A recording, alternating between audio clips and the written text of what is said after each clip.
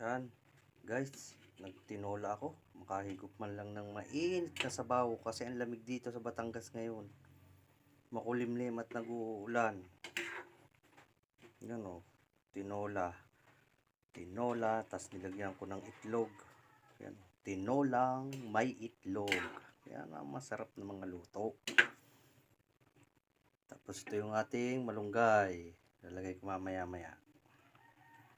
Matigas-tigas pa yung papaya eh. Tinolang may itlog yan. Kakaiba. May manok din yan. Oh. Yan oh, manok yan oh. Oh.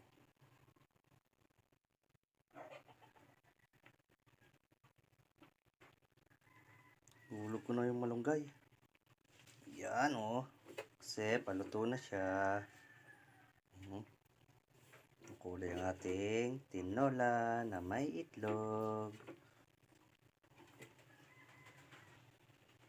Basa-basahin lang natin yung malunggay. At pwede nang kumain. Oh, pa?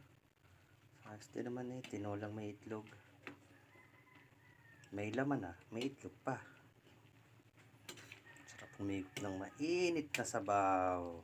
Yan, thank you for watching.